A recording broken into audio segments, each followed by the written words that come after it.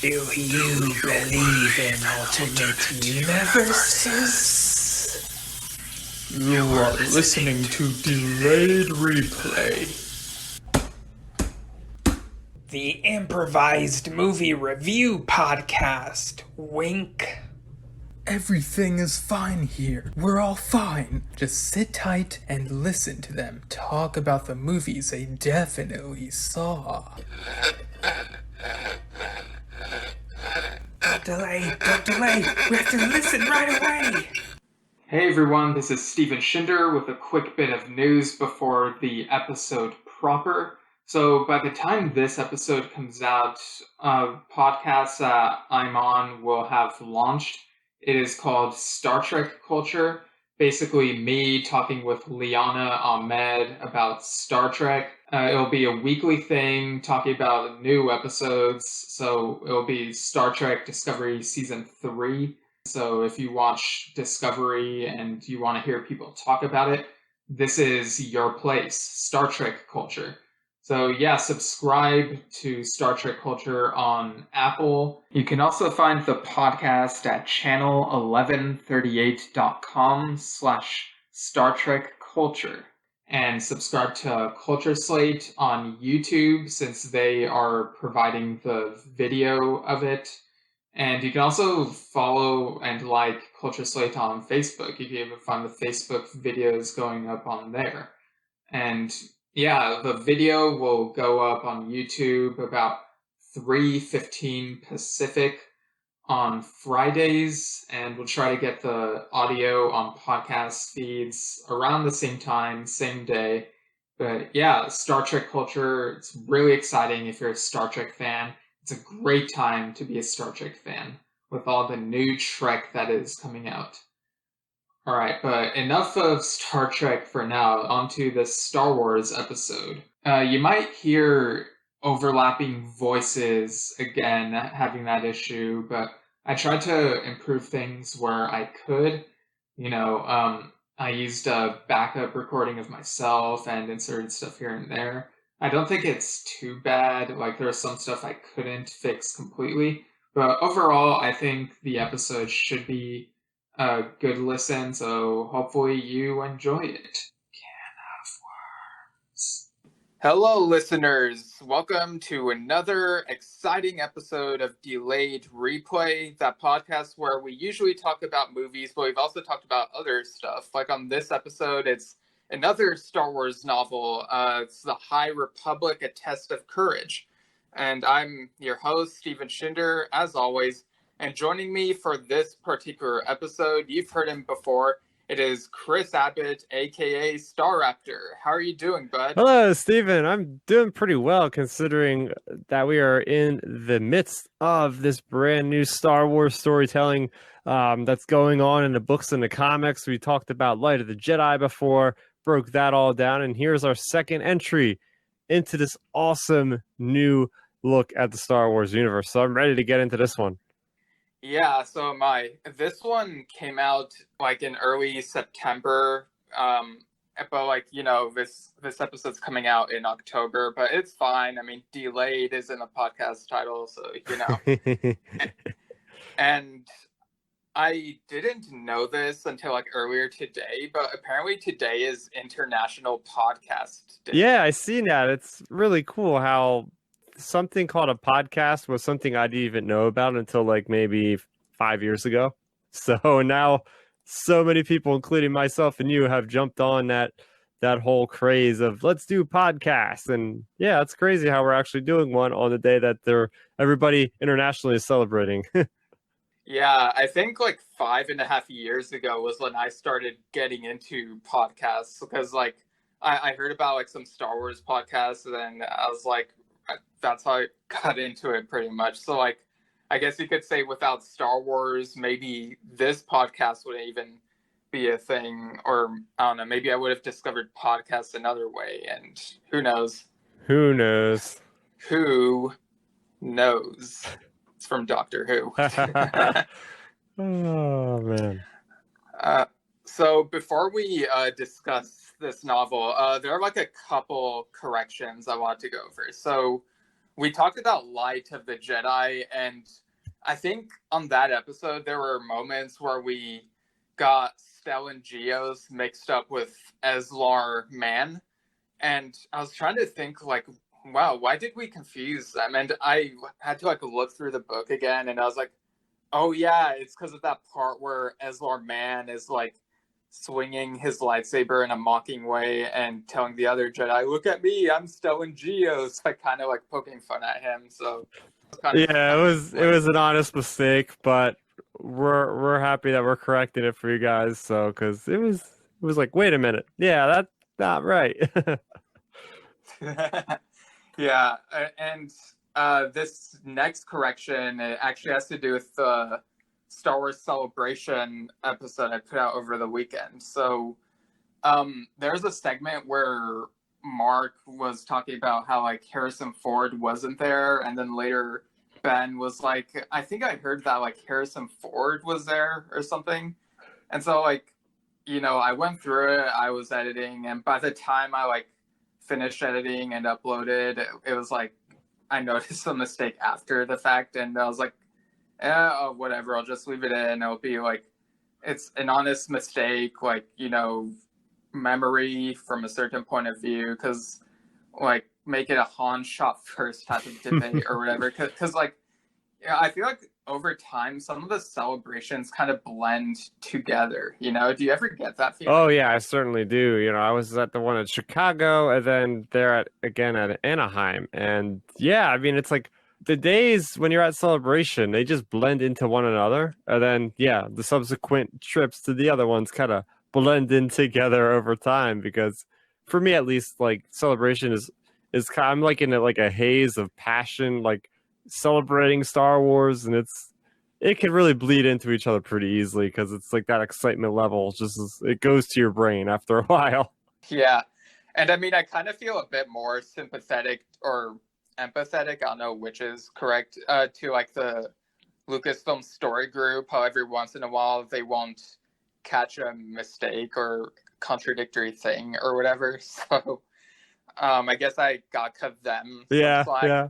So like this is like a very Star Wars thing. It's like, is it really Star Wars if you don't have a couple of conflicting sources every now and then? I mean, the universe is so darn big, and they just don't even settle for less. Like it's constantly expanding. So yeah, I mean, it's no matter how many people you have on the project, eventually something's going to get through, and it's just people got to realize that and don't go on Twitter and Facebook and cry about it, because I mean it's not going to get anywhere. It's inevitable, unfortunately, but that's just the way reality is. So just got to get over it. Yeah, I mean it's fine to like point out the inconsistencies, but like at some point it can be a little overboard if you're like arguing over something like, oh, they said that they've never heard of, I don't know, apples, but in this other place they have heard of apples or something like that. So I don't know. There's just tiny things like that don't really matter, and it's just whatever, I guess. Yeah, that is for sure. All right, so this novel is a junior novel. It's called A Test of Courage, and this one's by Justina Ireland. So, Chris, what do you think of Ireland's previous works in Star Wars? Yeah, so Ireland has been, I would say, probably the main person for the younger reader novels, the all ages books, because she's done stuff all over the timeline. Like her most recent one, I think before this, was Spark of the Rebellion, which was a really neat book because it actually gave a Spark of the Resistance. There you go. You mean? Rebellion or I mean, Resistance it's the same. Rebellion, thing, right? Same thing. So yeah, that book was cool because you actually got like some of the first adventures where we seen Finn. Right? Was Finn in that book? Or it was Poe, it was Rose, and it was Rey. Correct? Yeah, I think so. Yeah, at least those three and BB-8. Yeah, I think it was like those. So that was cool because it was the first time we get to see like those characters really interacting with each other, because Poe met Rey at the end of Last Jedi, and this book came out right before The Rise of Skywalker with that year gap in between. So it was pretty neat seeing those interactions And then the other book she did was that Lando's Luck? Yeah. Yeah, it was part of the Flight of the Falcon multimedia Yeah, thing. that was a lot of fun. Like I'll like her books are like that quintessential like Star Wars: A New Hope feeling to me. Like they're not necessarily dark at all, but they're really good for like anybody can read these stories and kind of get like that cool Star Wars feeling because it's like they're usually action packed. They have a couple jokes laced on through the story, but it's nothing super complex as you could expect for the age range. But all in all, they're usually pretty fun books to read through. They're usually pretty quick, and I've enjoyed what she's wrote so far. Yeah, I definitely get what you mean about the whole A New Hope vibe. It's like more adventurous, lighthearted, not as dark as like Empire Strikes Back or something Yeah. like that. So I think I was underwhelmed by Lando's Luck, if I recall correctly. But I did really enjoy Spark of the Resistance and how, like, you know, you got those characters on a mission together and they encounter like this rabbit like race called the Vixens, and they reminded me of Yeah. Jackson, which I was like really into that. I thought that was a fun book. Yeah, that was something cool to see like right before we got to see the movie. So Yeah, and I feel like junior novels, like some people kind of, well, I don't know like what Mhm. portion of the fan base is like this, but I kind of feel like some people are a little bit Yeah, definitely, dismissive of them. definitely. But like really, I think like the first like expanded universe things that I ever read for Star Wars, like first was Boba Fett: The Fight to Survive, and I think that was a junior novel, and it follows Boba Fett during the and a little after the events of Attack of Really? the Clones, and it really showed me like a new perspective. I was like, whoa, there's more than what's just on the screen.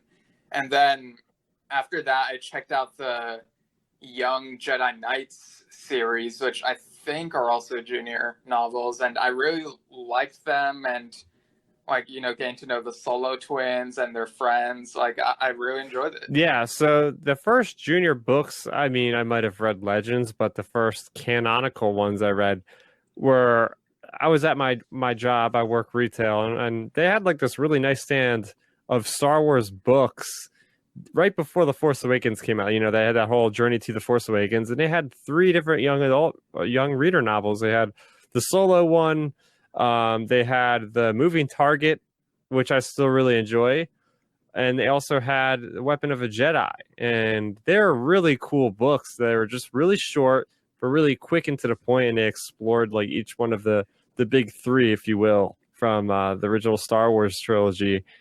And I mean, there's been plenty of books that have come out since, but I still think those first three are some of the best ones you got. Did you read any of those? Yeah, I remember Moving Target was Yeah. my favorite. The Leia one where they capture the shuttle Imperial Tiberium. shuttle. Yeah, that actually explains how they got that in Return of the Jedi. I thought that was so cool. Yeah, I really loved that one. And then my second favorite of those three after that was Smuggler's Run, the Han and Chewie one. It was very straightforward. It was fun, adventurous. And then after that, I thought that Weapon of the Jedi was okay. I did like that Luke had both 3PO and R2 with him, and like the fight with Sarko Plank was interesting, so cool. But like they never brought him like back. Sarko Plank, after I read that book, immediately like jumped up in like one of my favorite like minor characters in Star Wars. Like just like his whole design is like he had these like tendril like appendages that were just like coursing like through his body, like underneath his clothing, and he had this really cool ass like electric staff thing. And Luke was like practicing against the remotes. And then Luke actually was traveling on one of those giant hippo looking things for the Force Awakens through the jungle. That was odd. Yeah, it was kind of weird how like Sarko Plank seemed like he'd be more important than he ended up being, because like he only appears for like a second. Yeah, like I thought they were building him up to be a much bigger character, like to have something to do like post sequel trilogy. And well, I mean, nothing's saying he's dead or anything, so maybe they will have another story with the guy eventually.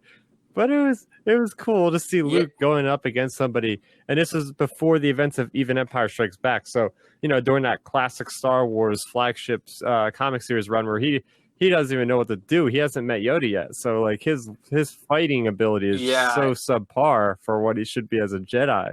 Yeah, it's sometime between Heir to the Jedi and the Jason Aaron Star Wars series. So, yeah.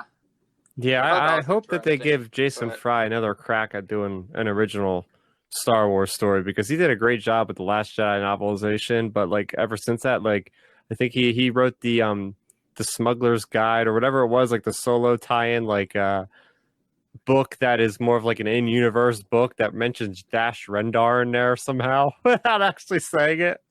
Was that Yes, that was the book. Like there's one page that mentions Dash like as one of the ships that's trying to find Solo or something, and then there's another page that says Rendar as if it's another person, but it's like, okay, they put it in there like Dash Rendar is the same person obviously, but no one wants to admit it. Yeah, I mean, in The Mandalorian, I kind of thought that that would be Dash Rendar in the cantina, but it was a new character. Yeah. We're going to get him eventually. Eventually, somebody's going to bring him into canon, and it's going to be glorious for me and all the Shadows of the Empire fans out there. Yeah, I mean, his ship, the Outrider, is in A New Hope. Yeah, the good old YT-2400. One of my favorite ships in Star Wars. Yeah.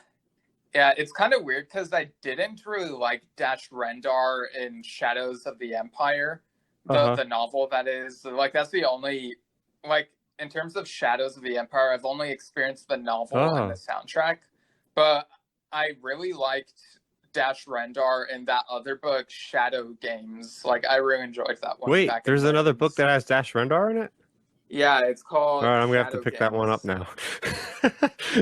That might break my rule to read Legends again since canon has been out. But the only other Legends book I've read since canon started again was Shadows of the Empire. Reread that. It was like, okay, there's so much canon stuff coming out, like we're gonna talk about tonight, that it's hard for me to go back to anything Legends because I feel like I'm constantly reading a canon book as it is, Yeah, with Shadows of the Empire, there are like things that I liked and things that I didn't like. And like Prince Shizor was one of the things I disliked because of how gross he is around Leia. But anyway, yeah, that didn't age well. But yeah, I loved the soundtrack though. It sounds like it gets the blood pumping. It enhances the experience of reading the thing. And it's really cool. And then they had the whole toy line that went along with it, which I was obsessed with. I went to a Goodwill store with my dad, and there was an IG-88 there, and I'm like, I need that figure, and I still have it somewhere. But it had the cool packaging, and I remember they had the Chewbacca in disguise, where he had like the flat top shaved head. It was like. You had the Luke Skywalker in disguise with the red Zizor armor. Oh, man, there were just some epic action figures in that line. And then the comic book. You should check out the comic book. It's basically more about Boba Fett. And he is essentially just, like, trying to outrun all the bounty hunters, like Forlom and Zuckuss and Bosk and Dengar. And they're all coming after him. And it's like there's some epic fight scenes in that. And there actually was some epic fight scenes in the bounty hunters. Some cool Byler and Valance versus Boba Fett fight action in that one, so that I can recommend. Yeah, the Bounty Hunter series I've been kind of meh about. Like it's kind of hard for me to be interested in that one, but I am curious to see like what more happens with like the Bounty Hunter characters and whatnot, just in Star Wars in general, because I feel like that's an interesting part of the galaxy, and I love that The Mandalorian is exploring that. Like, there's so many facets to Star Wars. The Underworld, aka like the crime, and that includes bounty hunters. Not the podcast. You got to clarify that because but Yeah, that stuff is some of my favorite in Star Wars. That kind of is one of those things that drew me in. Jabba the Hutt and all those guys were just so mysterious, and how they can have a grip on the galaxy even underneath the boot of the Empire is just always something that's interested me.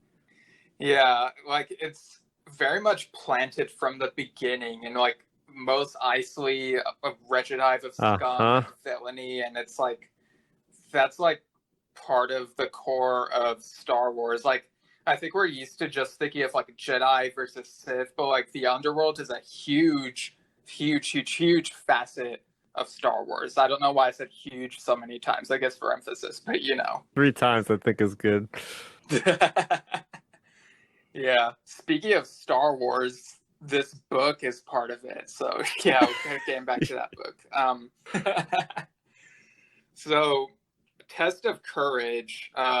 This takes place like during Light of the Jedi, it seems like, from what I remember. Like they're kind of vague about it within the story, but that's kind of the vibe that I got, and as we'll like explain later. And so it begins in Port Hail Heap, which is a spaceport / outpost, and you've got Vernestra Rowe, who's this 15-year-old Mary Allen who just became a Jedi Knight.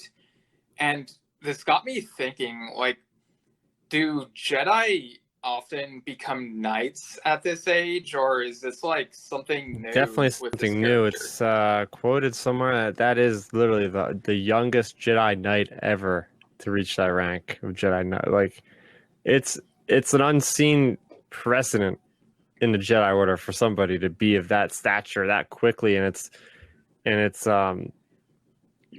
what did you think about the reasoning for her to actually ascend to that rank so quickly? Yeah, I guess they kind of gloss over that Vernestra is kind of a prodigy, because like her character, like she's not very prideful, which is interesting to see with someone at that age who has made this achievement. But you know, they talk about how Vernestra just loved learning. Like there's like this flashback to when she's like constructing her lightsaber and Hu Yang is there. It was great to have him there, and how like she was like the most attentive youngling student there, while the others would like be kind of noisy and whatnot.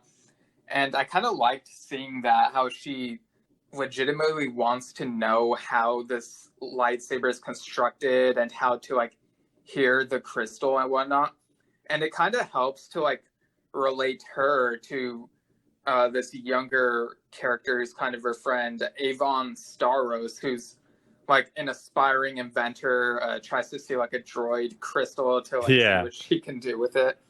But yeah, like what was your reaction when we found out there would be a Starros character? I think that was such a cool idea, because we always think about the legacy of Star Wars really dealing with Skywalkers and with Force sensitive characters in general, aka Rey Palpatine and all that sort of thing. So it was like, oh, good, there's not just Force sensitive legacy in Star Wars. We could have just the average Joe, or in this case, a pretty cool, brilliant daughter of a politician that's really good with fixing things engineering wise, which is sweet to have that kind of diversity in professions and with gender and all that kind of thing, and in the High Republic. So I think that's already setting a great precedent for what can be included in these stories. Really, the sky is the limit. And we also know that the San Tekkas are also involved with the High Republic, so we got that kind of connection to another family. So legacy is important to Star Wars, and this adds to the world building. It really adds to the world building, knowing that yes, any one of these characters that from our original Star Wars timeline could actually have ancestors going back to the High Republic. That really somehow adds to the characters that we know in the original trilogy era. So I think it's a brilliant idea to really bring that sense of, oh, I know who that is, especially if you read the comics. Not everybody's going to pick up on Star Wars being somebody already in Star Wars, but you, me, and a lot of people read those comics and are going to be like, oh yeah, she's an ancestor of Sana Starros, who was the person that fooled everybody thinking that she was the wife of Han Solo back in 2015. Yeah, that made like the headlines, and lots of people were mad before they got the Well, it took full them like 5 explanation. months to actually So, get to the explanation. yeah. But yeah, like I like that they're going very niche with like the ancestry. Like I think we got some of that in Legends, but it's nice that we're getting that here too. And it's like I never would have expected we'd get more about Sana Starros's lineage. And like ever since The Force Awakens, I've been wanting to know more about Lord Santeca and his connection to like Luke and Leia, especially like maybe in the original trilogy era or right after Return of the Jedi. But we're getting more about his ancestors before we learn more about him in that time period, Yeah. which is bizarre. Yeah, I and think kinda Dominic funny. Jones with a Star Wars Underworld. He was one of the front runners for people that was like, we're gonna get so many stories with Lor Santek after he watched The Force Awakens. We're gonna Yeah. get so many stories about this guy. And it's like 5 years later, the only story that I really recall is some little level in Lego Star Wars The Force Awakens, which supposedly this is canon, where he's landing on Jakku before the events of The Force Awakens, and he comes across this bounty hunter named Athgar Hess or something like that. And he's a dude with a jetpack that you can see like Sarko Plank in the background of Unkar Plutt's place. So there's that story, and then there's I think it's a really cool. Well, actually, there's 3 stories. There's another story that has Lor Santeca teaming up with Poe Dameron in a later comics books storyline there, where they go to Cato Nemoidia, and it's really cool because it links into The Force Awakens pretty nicely that late in the timeline there in that comic series. And there's also Lor Santeca, and this is the coolest one, where he's teaming up with Luke Skywalker and Ben Solo at the time to go against the Knights of Ren. That was awesome. And that's it. Yeah, come to think of it, like both of those comic stories were Charles Soule stories. So I wonder if like he's like the only one who's allowed to write about him That in comics is or whatever. interesting. I did not put those pieces together until you just said it. Yeah. Yeah, that makes so much sense. Yeah, I like just thought of that. And yeah, like the Lego Star Wars stuff is kind of weird because like they tried to be authentic to the era, and so it's like even though the Lego aspect itself isn't really canon, you can imagine some of the events taking place in a canonical way. Yeah, there was which this really is cool interesting. level where you play as Kylo Ren and you just go to this slum. I don't know if it was an Athorian homeworld or it was the other species that look almost exactly like Athorians that were brought in into Force Awakens. But you go into this place, and I know it's probably bad to say this, but you just go massacring all these like people on this planet.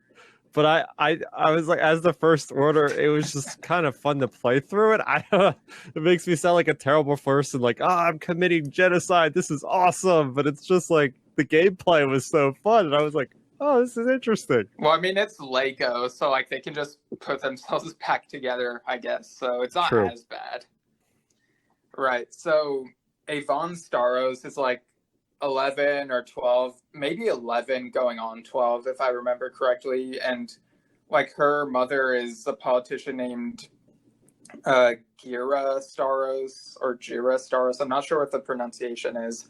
But yeah, they want her on this like diplomatic mission to meet with a Dalnan ambassador, because like that ambassador has a son who's 12, so like around her age, and like the reasoning is that like, oh, maybe they can be friends, and like the ambassador will see like a lighter side of the Republic so that the Dalnans can like join or whatever.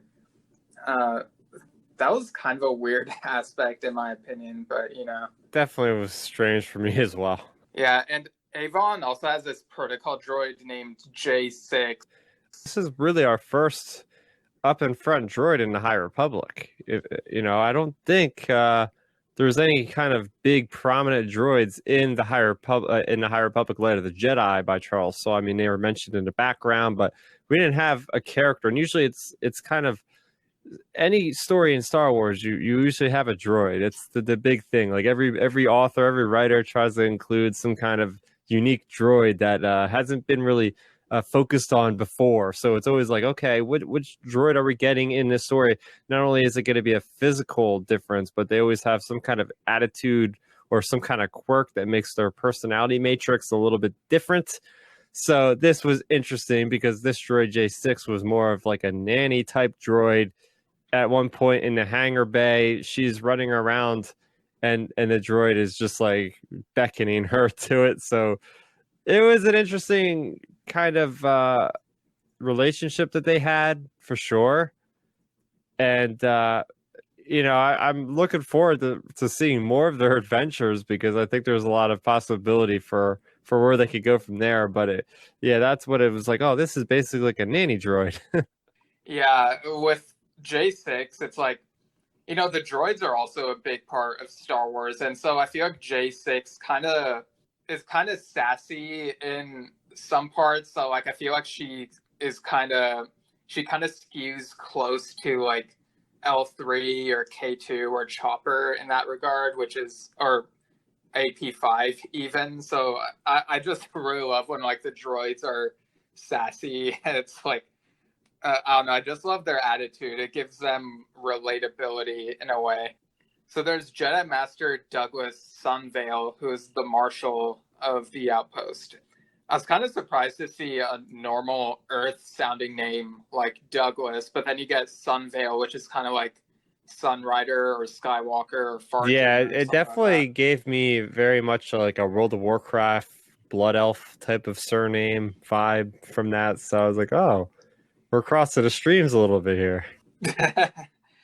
Yeah, I think it reminded me of Buffy because like she lives in Sunnydale, and so that sounds very But yeah, similar. I think it's cool because the High Republic has been giving us some of the greatest names in Star Wars. I mean, Loden Greatstorm is still like probably in the top 5 most epic Star Wars names. So, and they also have this Padawan, a human boy named Emery, who's like with them on this little mission, and so they're boarding the cruiser, which is called the Steady Wing, and like as they're boarding, Vernestra like notices this Aqualish mechanic who's like tinkering and whatnot, and he has like a missing lower right eye. So like, I mean, not everyone with a disfigurement is like a bad person, but in this moment we kind of wondered if like he might be kind of sketchy because of like the feeling that like Vernestra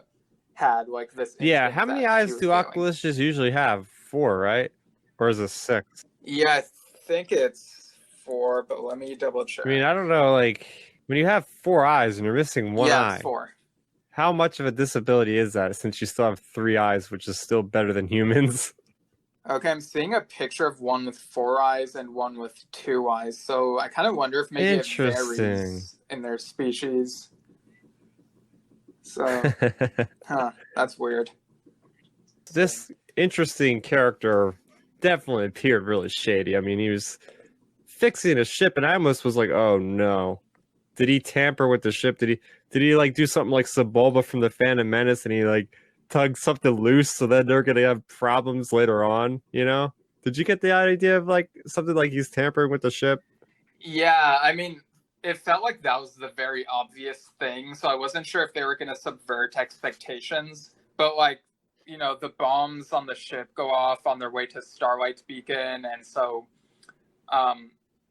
Starlight Beacon is able to change its location around the galaxy, so they knew where to go and where it is. But yeah, like when the bombs went off, and like we later find out that this Aqualish fellow is actually one of the Nile. They're like all around the galaxy trying to cause chaos in different ways. And it's like, that was kind of obvious, but generally everybody should read Light of the Jedi first, even though these books are coming out like kind of like on top of each other, like within a couple weeks of each other. That's the book you want to start with because it introduces the Nile, it introduces Starlight Beacon, so you're gonna have a better understanding. Not saying you need to read those, but it was cool because like we were talking about the other podcast about Light of the Jedi and about what we thought about the Nile, and now we're jumping into the story and we're already getting a Nile in the stories like from the get-go pretty much. So having learned what we knew from Light of the Jedi, and it's like, oh, okay, the Nile is going to be really front and center in the story from the get-go, which is interesting. Yeah, so our band of characters, they get in an escape vessel, and so it's like pretty much just the kids and like the droid. Like, you know, Douglas Sunvale is like not with them, so they're like separated, and so like they're kind of on their own, and they like crash land on this jungle moon, which turns out to be a Jan Kloss from The Rise of Yeah, Skywalker. so I mean that's cool because it's still in recent memory for a lot of us. You know, Rise of Skywalker came out in at the end of last year, so it's still in our thoughts. And this was the same planet that we knew that Luke was training Leia way back, like within the first year after the Battle of Endor. It is known from the novelization that they went there and they trained because any kind of planet that has a lot of life is verdant, and is verdant is filled with the Force. Like it's a very strong planet for Force users. So instantly, Vernestra was kind of overwhelmed with this like sensation of, wow, I've never felt this kind of power coursing through me. This is amazing. Yeah, and I really like that they brought this world, like this moon back, this jungle moon, because like I felt like it was kind of weird that they went with a new place rather than use something like Batu, which was like front and center in like the Galaxy's Edge marketing. So it's nice that this isn't just a one and done moon, you know, like they're utilizing it in other projects, and you know, hearing about how it's like it's somewhat strong in the Force. You know, it kind of reminds me of how like when Yoda discovered Dagobah, he noticed that world was strong in the Force, I guess, because of like all the nature and whatnot, all the life, and you know, the Force is in like all life. So I thought this was a good move using this as it's always nice to go to a planet that isn't Tatooine. As much as I love Tatooine and I still love seeing it and it won't get old, but it's cool to pull a planet that's only been in something once. Be like, yes, you know. Yeah, so it was great. Like they're kind of on their own and they're like really scared, which I guess ties into like this episode coming out in October. So, you know, courage, scariness, or whatever. I don't know. But yeah, courage, the cowardly dog. I was more of a Have you Nickelodeon ever seen guy that back in the cartoon? 90s. But yeah, I've watched an episode or two when I was at a friend's house, and it was very weird with the grandparents in the shack or whoever Yeah, those people were. It's just strange. yeah. I don't think they were grandparents, but they were like an elderly couple. And yeah, that show was weird. And I watched it, but I got really tired of Courage screaming all the time. And I'm kind of surprised that it never had a crossover with this other Cartoon Network show called The Grim Adventures of Billy and Mandy. It's like you got these two spooky shows and they like never have a crossover. Did a lot of shows do crossovers back then? No, I feel like that's more of like a recent thing. So in the 2000s, I remember Cartoon Network had this thing called Cartoon Network Invasion. So there's kind of like this I guess it was more like a cross through type of event, kind of like Vector from the Dark Horse Star Wars comics. So like you had like these alien related stuff popping up in, well, I think Foster's Home for Imaginary Friends first, and then Ed, Ed and Eddie, and then also I think My Gym Partner's a Monkey, and then Camp Lazlo, and then what was it, Grim Adventures of Billy and Mandy, I think. And I remember that show also had a crossover with Codename Kids Next Door, like around the same time period, I think. Yeah, okay, that's interesting. Yeah, that was really cool. I really dug it. But anyway, I came back to Test of Courage. So yeah, they're trying to navigate through the jungle, and Venestra and Avon have an argument about like which way they should go. Like Avon kind of like tries to talk down to Venestra, being like, you always act like you know everything. Well, maybe you should listen to someone who's actually invented useful things. And like this kind of feels a little juvenile, but I thought it felt believable. Yeah, because and, like, they the are story familiar with behind each it other. needed This is not you like know? the first time they've hung out. They've been around each other's company for a while. So it very much is like that older sister, younger sister vibe is what I was getting from the interactions between those both characters. So it definitely added something different, right? Like a lot of the Star Wars books I've read, I don't know if any of them have had like an older sister, younger sister relationship like this from anything. Yeah, I feel like it's definitely not explored as much in canon, at least from what I've read. But yeah, and Emery is like feeling awkward, not sure if he should like get in the middle of them in their argument. And J6 is kind of enjoying seeing them argue, which is kind of weird, but yeah, I guess J6. Yeah, so they're trekking along the path there, and of course, the first thing that Emery says is, "I'm hungry," and it's within like 5 minutes of the ship crashing to the moon there. So, of course, it's going to be him that discovers, hey, there's fruit up on that tree, and somebody's got to climb up there to get it. So, the fruit is like this green. It's almost like an apple, but it's more yellow in color. So, he climbs up he starts climbing up this large branch to get up there, and of course, he gets up there, and we meet our species of creature that, oddly enough, wasn't even in Rise of Skywalker. But I mean, Agent Kloss is a giant moon, so you're not going to see everything in the 10 minutes that they were there. But this big feline ape thing is like, it's basically like stalking them, because it's like right above Imri as he goes to grab this fruit, which I'm not even sure. I forget the name of the fruit, the yellow apple thing. But as he goes to grab this fruit, he feels like some kind of liquid hit the back of his neck. And he looks up, and he just sees the snarling teeth of this feline ape thing.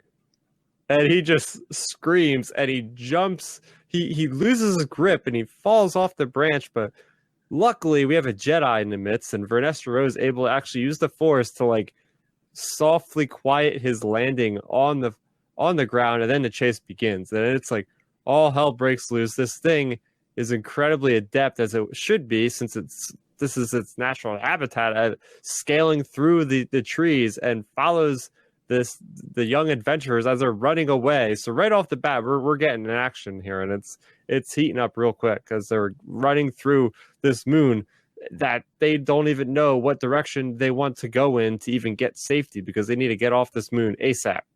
Yeah, it reminded me of that chase sequence in Disney's Tarzan movie. I don't know if you've ever seen that one, but they're the first movie I ever saw in the theater. Yeah, so like this is a little backstory, but my older brother and my dad had gone to see The Phantom Menace that day, I think, and because like my mom didn't want them to take me because she thought How old I would were you? be scared, I guess because of like Darth Maul or whatever. I was let's see, this was 99, so I would have been 4.5, I think. Yeah, that's probably too young. Yeah, I mean, I eventually got to see the 3D release in 2012. Yeah, but so yeah, I think when they got back from that screening, all four of us went to see Tarzan, and that was like my first theatrical movie experience, which is pretty cool. And I've since then like we got the VHS tape of that when that came out, and I just love the Phil Collins soundtrack. It might be my favorite Disney animated movie soundtrack, like just beating The Lion King by a tiny bit in terms of the soundtrack, just because I don't care too much about Hakuna Matata, so it's pretty close. But yeah, I don't know. I kind of get love that movie. Anything Tarzan confused with George of the Jungle. That I think that was also Disney live action. and I remember the scene where they're in like the canoe going through the Amazon River, and there's these piranhas that start getting onto somebody's hand, or I don't know. I digress. Yeah, it was distributed by it was produced by Disney, so yeah. Yeah, getting back to the chase, like the whole thing is, it reminded me of like when these, I think they were monkeys were like chasing Jane in that Tarzan movie. But anyway, so yeah, these kids and the droid are being chased by the feline ape thing, and they eventually like they're able to like outrun it to like get a good distance ahead of it, but they end up stepping in quicksand, which like halts them for a moment. And it's like even though this is a junior novel, they'll probably like make it out. Like they still, like Justina Ireland still managed to capture the suspense of this moment. And, like, Yes, how they because would you be have the feeling and limited reacting in time, this but the way she's situation. able to explain about how they're slowly sinking through this material and how there's really seemingly no way out of this situation.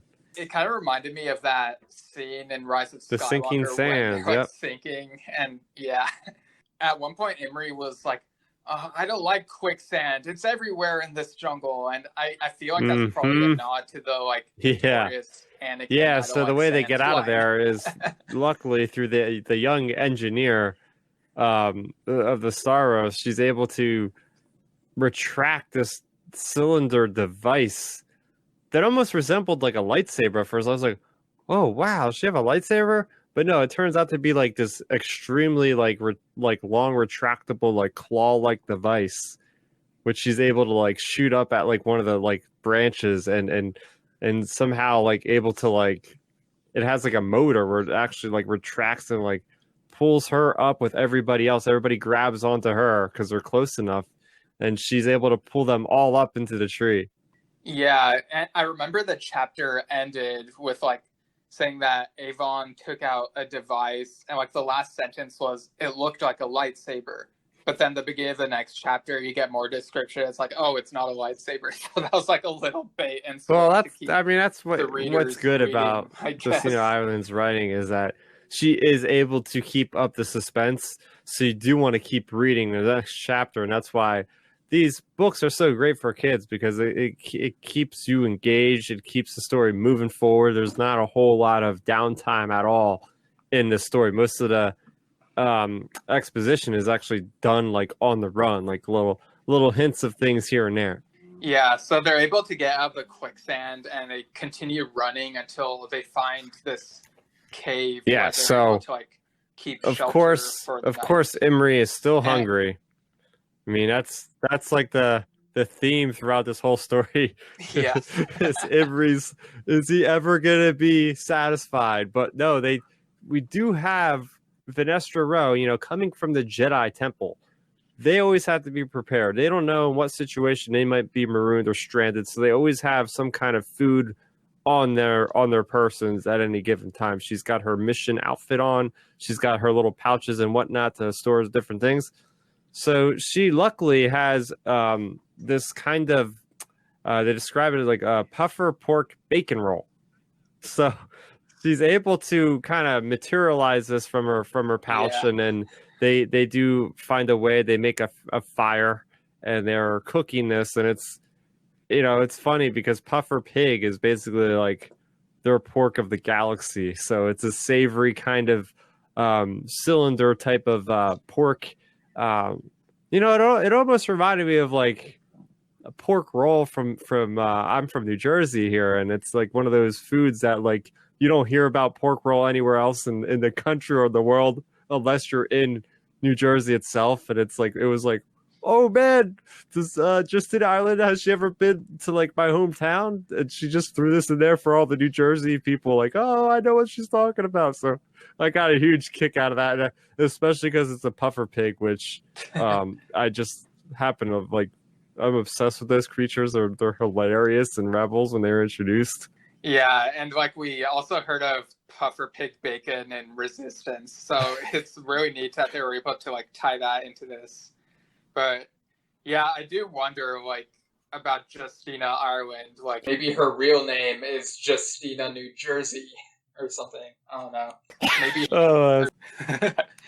So yeah, they make a little fire and like heat up the puffer pork bacon roll things, and Emery is like thanking them a lot because like he's like so desperate and hungry, and it's like super relatable because like I get hungry like reading and watching things that mention food. You know, I don't know if you're the same way. Yeah, the I don't know if you're the IPC same way. podcast, and every time they do their hashtag BBQ watch, I'm like, oh, I wish I lived in Texas right now because we do not have good barbecue over here in New Jersey. Yeah, like okay, so during the like 300th episode of IPC, I like made my own meal that was like Beyond Meat with like some chili beans or like nacho chili or whatever it was, so that I wouldn't be super Yeah. hungry when we get to like barbecue watch.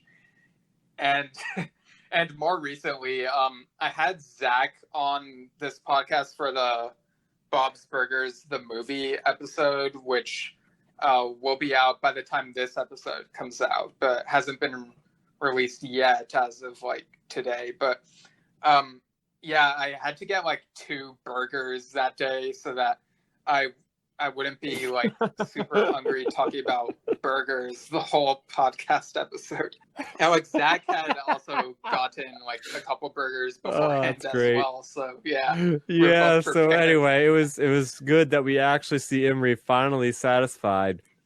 And this is the point of the story where it kind of slows down. I mean there has to be a point in the story where it's like, okay, they have to catch their breath, they have to rest a little bit because they've just been chased around this unknown planet, this unknown moon by these giant feline ape creatures, and they're almost buried alive in this quicksand, and they get out, and this is a time where they're like, okay, we got to come up with a game plan.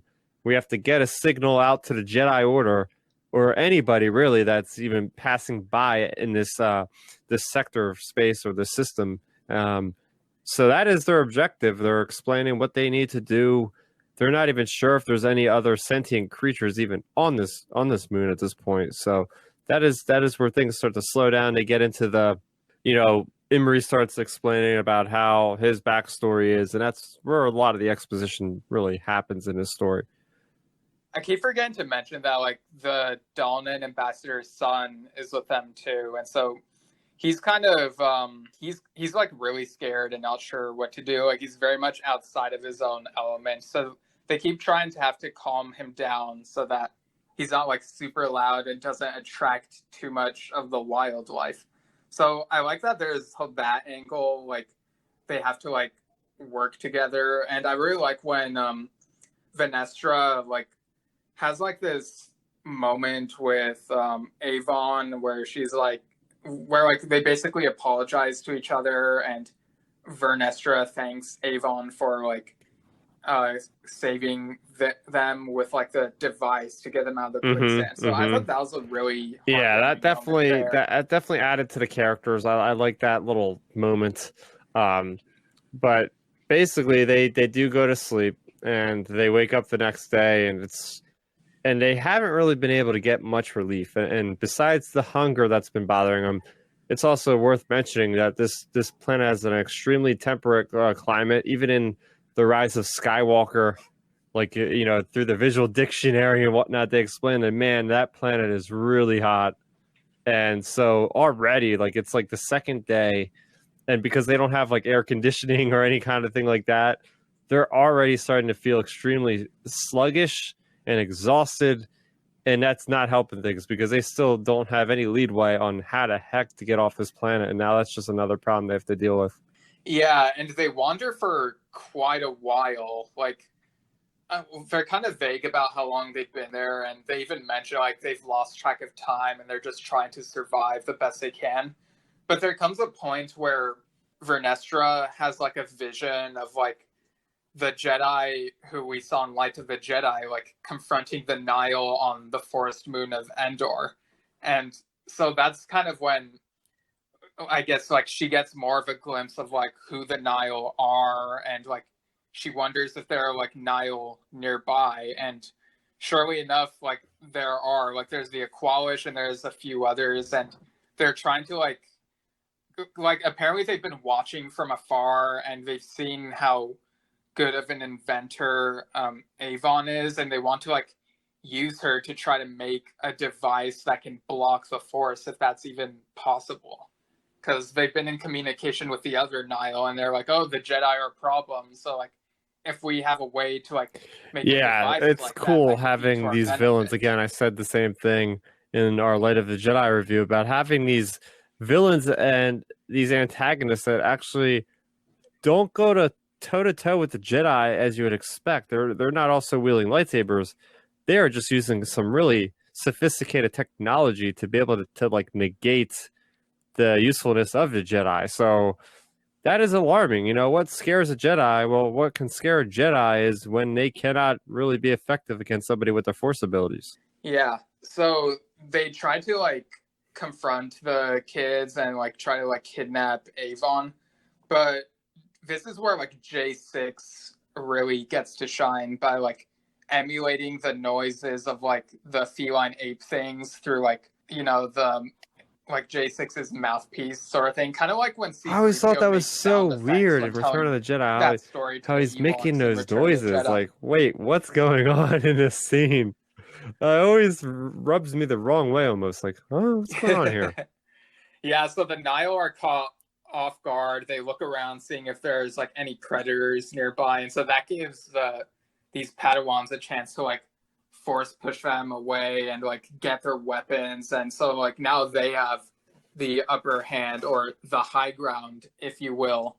And so they get away and they try to like find like their base of operations so that they can like get the signal Yeah, out to so like, other Jedi to like look for them. It's definitely a plan that is probably gonna work, but it's just a matter of the execution, which is the tough part. Yeah, because you know they're still kind of not sure which direction to go, and they still have to be wary of the wildlife and other possible Nihil. So they're trying to be as stealthy as they can, but then there comes a point where Imri's stomach growls like super loud to the point where like the Nihil like find them again, and it just reminds me of those embarrassing moments when like in school I would be hungry and my stomach would be growling when it's like very silent in the classroom, and I'd be like super Yeah, embarrassed. definitely was That's a very relatable moment. like I could see that happening in something like this. It's like so it's like a comedic moment, but it also has a lot of peril that's involved for the heroes in the story. Yeah. So once again, they go toe to toe with the Nihil, but since they have like some of their weapons, they're able to use them against them. And I thought that was really cool how they were able to like turn their own Yeah, I weapons mean, this is against where the we get to Nihil, really 'cause- see why Vernestra was yeah. given the rank of Jedi Knight at such an early age. Because even from when I read that first excerpt from the book, explaining how Vernestra Rwoh in the hangar bay was able to use the Force to like levitate something, I was like, wow, she's really strong. And yeah, it's showcased here. She's able to do these pirouettes around these vibro swords and different things that the Nihil are using. She's able to direct their weapons back at them. You know, it's quite impressive, and I would have loved to see something like this, like either on the page or in animation or something like that, because I think Justina Ireland definitely has a good knack for this sort of snappy, quick action in these scenes. Yeah, in my head, I imagined it looks similar to like when Shaak Ti's fighting the Oh, Magna yeah. Guards in the Clone Wars micro series. Like that was such a cool scene, the way it was animated. Yeah, like the sound effects. Like it would just be cool to like Yeah, it definitely was animation something or that live action or something. definitely like was that. one of the best parts of the book for me. I'll be honest with you. I just love anytime we get to see Jedi in action, especially against these different kind of opponents. I'm a big fan of like vibro swords too, so it's like, yeah, we get some enemies with those as well. Yeah. So they're able to like subdue their opponents, and they make it to the Nihil's like base of operations. And Avon, being the tech prodigy that she is able to like hack into their computer and be able to like send out a coded signal to like any nearby Jedi or allies who might be able to help them. But like after she sends the signal, like the Nihil notice their presence, and so it's very like like very rarely moments where they get to rest against like the Nile. Like it's just conflict after Yeah, conflict. like I It's said, like this is book one of the is most like really action-packed books I've action-packed. read yet. And for it to be set in the High Republic, it just shows you like the types of storytelling that can be done in just select era of Star Wars, because Light of the Jedi was very much like a disaster movie type of book, whereas this is just like your like not I don't want to say typical as if it's like a generic thing, but like this is your quintessential kind of Star Wars A New Hope action. We're on the run, we got to go, we got to do this, we got to go here, we got to go there, or like running, our plan is like the seat of our pants, like just going somewhere. Yeah, like Light of the Jedi was more large scale, like going from planet to planet, dealing with like the galaxy wide conflict, or the beginning of it anyway. And this one is like a more isolated perspective. They're dropped right into the middle of this thing and they're discovering it as they go along. Like it kind of reminds me of Predators, that movie. And like I really dug that whole vibe, and how like it was just a nice perspective to have, especially for these young characters. Like how would they feel about this type of thing that's going on, and how would they try to overcome it?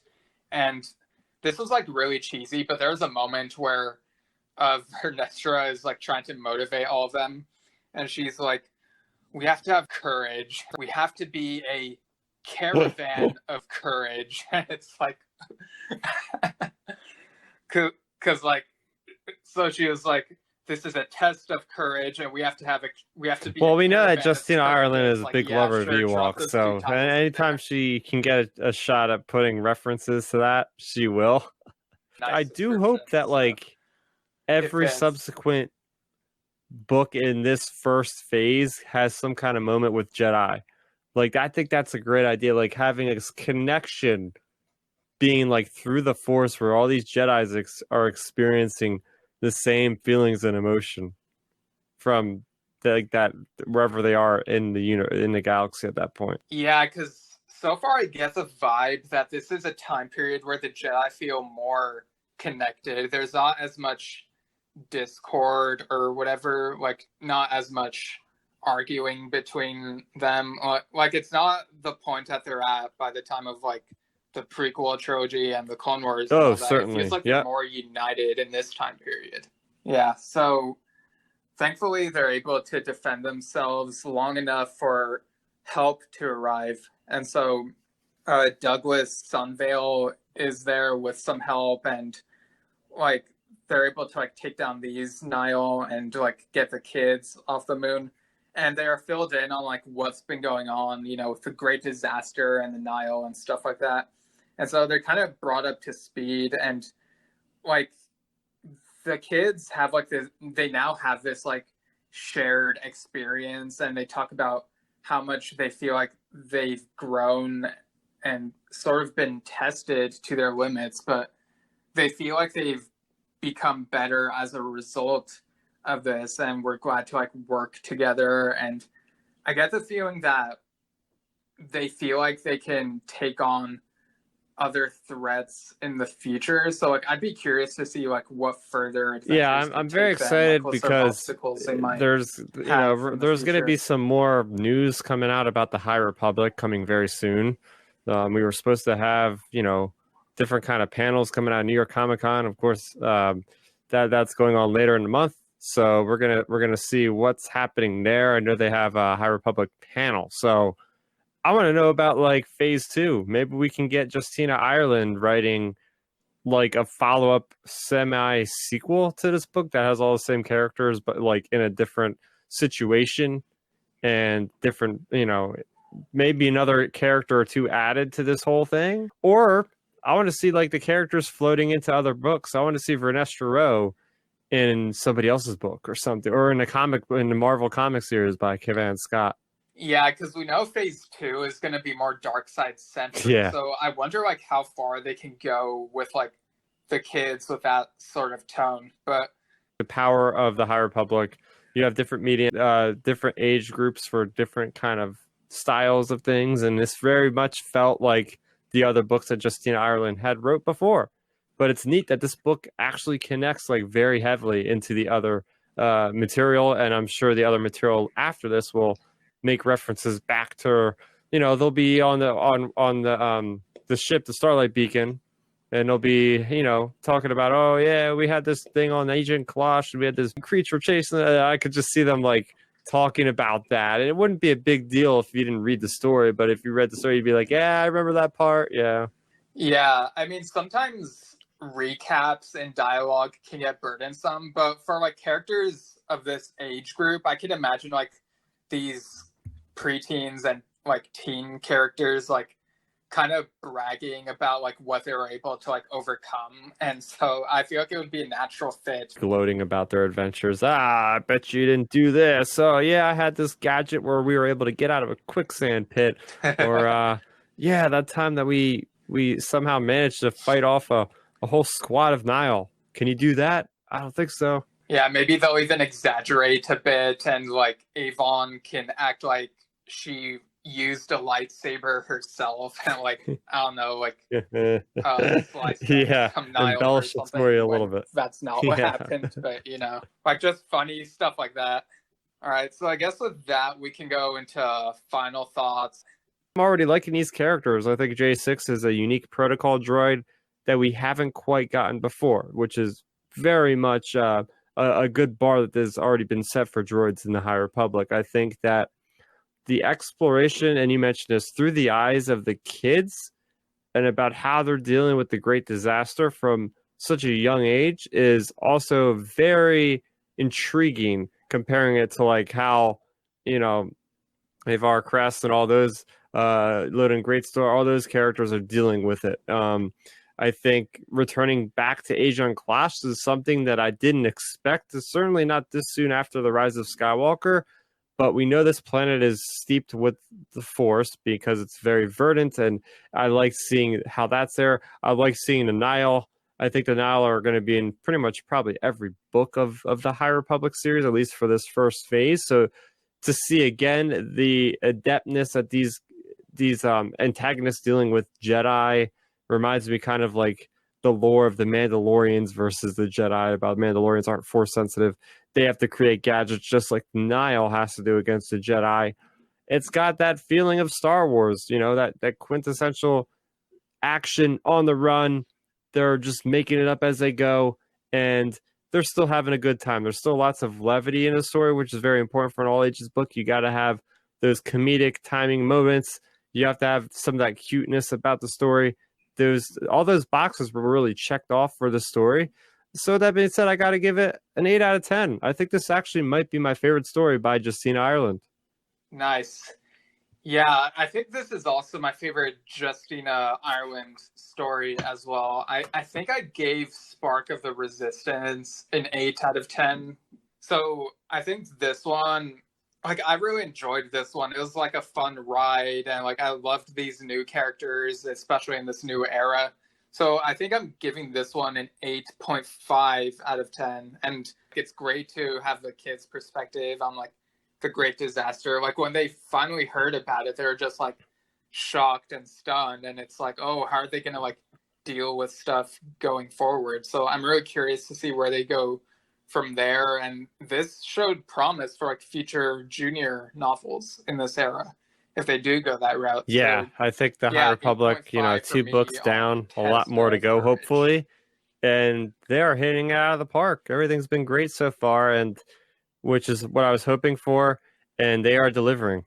Yeah, like it doesn't feel like a throwaway story. Like even if it's not like a huge event in this instance, like the characters just make it and they're interesting to read about. And that's like what's great. Like every Star Wars story doesn't need to be galaxy upending. Like it is nice to get those real quick or real close up like microcosms of the galaxy that, relate to other things going on.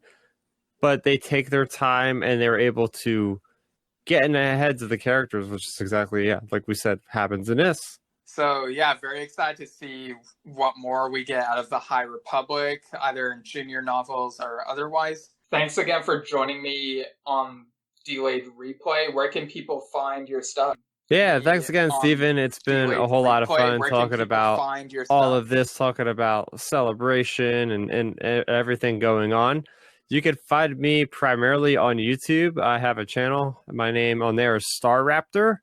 I generally cover all of the Star Wars stuff that I can, the books, the comics, playing Star Wars Squadrons, which is awesome. So you can check out all that.